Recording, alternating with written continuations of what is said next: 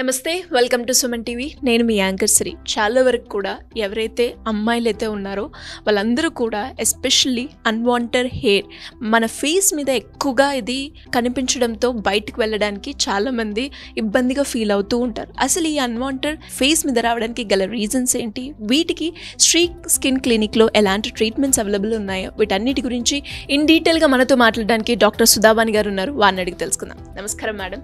నమస్తే. So madam, మనకు తెలుసు ఎస్పెషల్లీ ఉమెన్స్ ఇది ఎక్కువగా ఫీల్ అవుతూ ఉంటారు. వయసుతో సంబంధం లేకుండా ఆడవాళ్ళకి ఫేస్ మీద ఫేషియల్ హెయిర్ అనేది పెరుగుతూ ఉంటుంది. ఎందుకంటారు మేడం?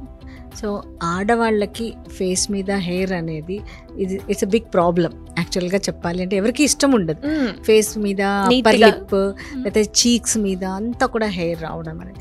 ఇది ఇప్పుడు ఎంత ప్రాబ్లం అంటే ఎంత కామన్ అయిపోయింది అంటే మోర్ దాన్ 40% ఆఫ్ ద ఉమెన్లో ఈ ప్రాబ్లం అనేది ఉంటుంది. సో ఇది చాలా సివియర్. అంటే వాళ్ళు ఒక్కొక్కసారి బయటకు వెళ్ళడానికి ఇష్టపడరు. అప్పర్ లిప్ అనేది ఇట్లా హెయిర్ అది ఉంది, దాన్ని ఏం చేయాలో అర్థం కాదు. ఓకే, సో చాలామంది షేవ్ చేసేస్తారు, లేదు అంటే ప్లక్కింగ్ చేసేస్తూ ఉంటారు. ప్లక్ చేస్తారు, షేవ్ చేస్తారు, ఇట్లా క్రీమ్స్ అప్లై చేసి ఇట్లా రకరకాలుగా ఆ హెయిర్ని రిమూవ్ చేయడానికి ట్రై చేస్తూ ఉంటారు. కొన్నిసార్లు కొంతమందికి అట్లా హెయిర్ రిమూవ్ చేస్తే బాగానే ఉంటుంది. బట్ చాలామందికి ఎప్పుడైతే వాళ్ళు ప్లక్ చేస్తారో, లేదు అంటే డెఫినెట్గా థ్రెడ్డింగ్ చేస్తారు, ఆ హెయిర్ అనేది ఫోర్స్ఫుల్గా పుల్ చేస్తారు కదా, ఇన్ఫెక్షన్స్ వచ్చే ఛాన్స్ కూడా ఉంటుంది. సో ఫోర్స్ఫుల్గా ఎప్పుడైతే హెయిర్ని రిమూవ్ చేస్తారో అది కింద అది కింక్ అయిపోయి ఆ స్కిన్ లోపలనే ఇట్లాగా హెయిర్ ఒక ప్యాప్యూల్ లాగా వచ్చేసి అది గ్రోత్ ఉంటుంది, అది బయటకు రాదనమాట. సో దాంతో ఇక్కడంతా ప్యాప్యూల్స్గా ఇలా అంటే ఎక్కువ సార్లు వ్యాక్సింగ్ చేసిన, థ్రెడ్డింగ్ చేసిన ఈ ప్రాబ్లమ్స్ కూడా వచ్చేస్తూ ఉంటాయి.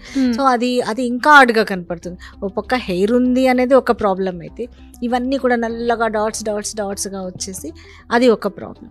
అసలు అన్వాంటెడ్ ఫేషియల్ హెయిర్ అంటే హిర్సుటిజం అంటాం. ఇది ఏంటి అంటే మామూలుగా బాడీ మీద మనందరికీ కూడా హెయిర్ ఉంటుంది, అది నార్మల్.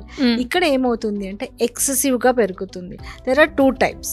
బాడీ అంతా జనరలైజ్డ్గా హెయిర్ ఉండడం ఒకటి, ఇంకొకటి ఏంటంటే ఓన్లీ ఫేస్ మీద ఉండేది హిర్సుటిజం అంటాం.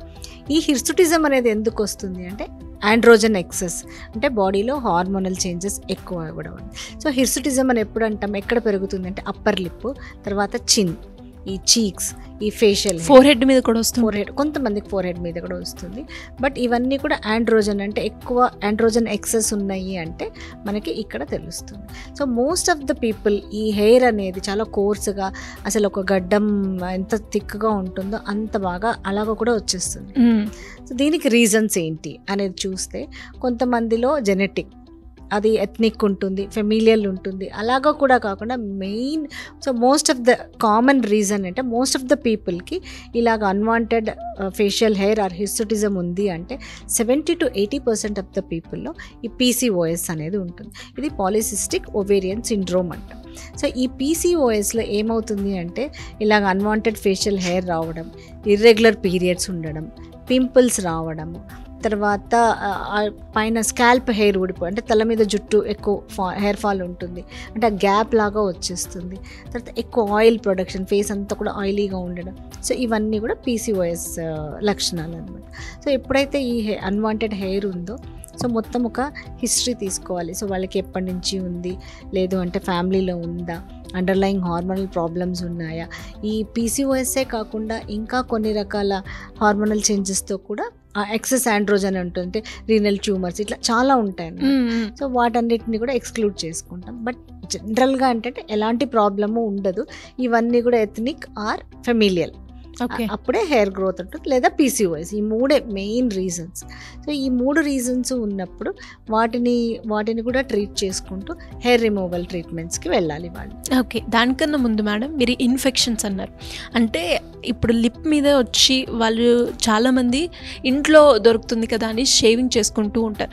అలా షేవింగ్ చేసుకోవడం వల్ల చాలామంది చెప్తూ ఉంటారు హెయిర్ అనేది ఇంకెక్కువ పెరిగే అవకాశమే ఉంటుంది కానీ తగ్గదు అని చెప్తూ ఉంటారు. నిజమేనా మేడం? అంటే షేవింగ్ కూడా రిపీటెడ్ షేవింగ్ చాలా గట్టిగా అణిచి చేస్తే మళ్ళీ దాంతో కూడా కొంచెం బ్లడ్ సర్క్యులేషన్ ఎక్కువయ్యి, దాంతో కూడా బ్లడ్ సర్క్యులేషన్ ఎక్కువయ్యి ఎక్కువ హెయిర్ పెరిగే ఛాన్స్ ఉంటుంది. ఒకవేళ షేవింగ్ చేసినా కూడా చాలా light shaving, not like men వాళ్ళు ఎలా చేస్తారో అలా చేయకుండా లైట్గా చేసుకోవాలి and along the hair growth చేయాలి. ఓకే. బట్ రిపీటెడ్ షేవింగ్ కూడా చేస్తే కూడా స్కిన్ డార్క్ అయిపోతుంది, పిగ్మెంటేషన్ వస్తుంది. సో అది కూడా మనకి యాక్సెప్టబుల్ ఉండదు. సో అమ్మాయిలు ఎవరైనా కూడా స్కిన్ స్మూత్గా ఉండాలని కోరుకుంటారు, కానీ ఇట్లా పిగ్మెంటేషన్ వచ్చి అట్లా రఫ్గా అయితే బాగుండదు, ఇష్టపడరు ఎవరు కూడా. సో మేడం, షేవింగ్తో పాటు చాలామంది పార్లర్కి వెళ్ళి అప్పర్ లిప్ చేయించుకోవడం కావచ్చు, ప్లక్కింగ్ చేయడం కావచ్చు, మీరు అనేవి చేస్తూ ఉంటారు. అలా రిపీటెడ్గా చేయడం వల్ల ఎలాంటి ప్రాబ్లం ఫేస్ చేయాల్సి వస్తుందంటారు? ఇప్పుడు రిపీటెడ్గా షేవింగ్ లేదా plucking, main plucking or waxing. ఈ వ్యాక్సింగ్లో ఏమవుతుంది అంటే స్కిన్ని చాలా ఫోర్స్గా అది హెయిర్ అనేది తీసేస్తారు. అప్పుడు కొంచెం పోర్స్ ఓపెన్ అవుతాయి, ఆ హెయిర్ ఫాలికల్స్ ఓపెన్ అవుతాయి, దాంతో ఇన్ఫెక్షన్స్ వచ్చే ఛాన్స్ ఉంటుంది. చాలామంది ఈ మ్యారేజ్కి ముందు total body hair removal waxing చేయించుకొని వస్తారు. ఒక 3 weeks తర్వాత వాళ్ళకి చిన్న చిన్ని పస్ట్యూల్స్ బాడీ మీద కూడా డెవలప్ అవుతాయి, వెనకాల బ్యాక్ చిన్న చిన్ని పస్ట్యూల్స్, లేకపోతే యాక్నిఫార్మ్ ఎరప్షన్స్ అంట, పింపుల్స్ టైప్లో చిన్న చిన్ని పొక్కుల్లాగా బాడీ అంతా వచ్చేస్తుంటుంది అనమాట. అప్పుడు అడిగితే అవును మేము 3 weeks బ్యాక్ వ్యాక్సింగ్ చేయించుకున్నాము అని చెప్తూ ఉంటారు. సో డెఫినెట్గా ఇది ఒక రీజన్. ఇది రిపీటెడ్గా అయితే ఇంకా ఎక్కువగా ప్రాబ్లం ఉంటుంది.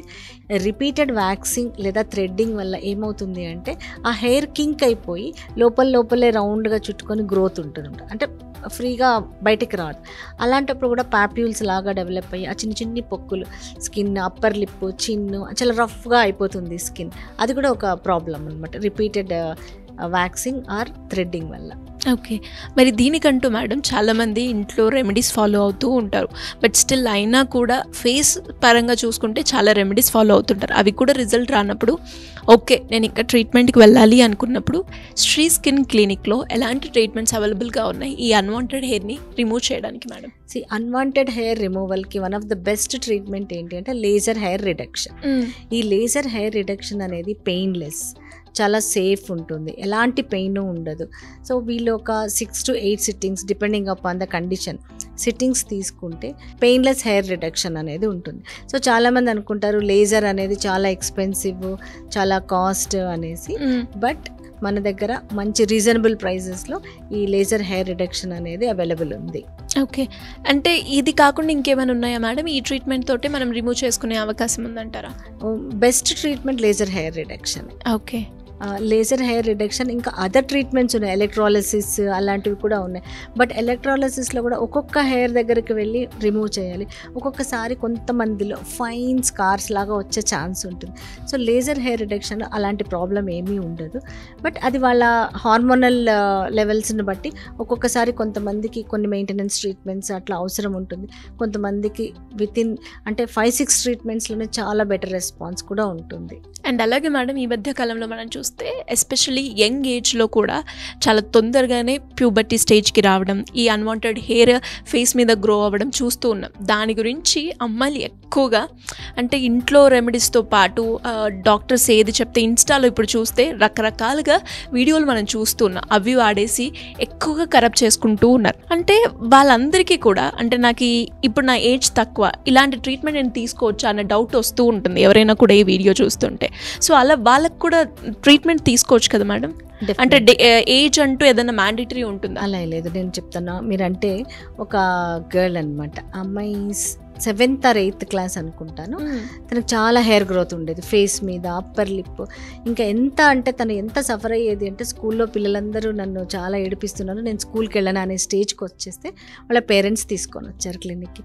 సో ఆ అమ్మాయికి నిజంగానే పాపం హెయిర్ ఉంది, చాలా అంటే కొంచెం ఆడ్గానే కనపడుతుంది. So her problem is genuine.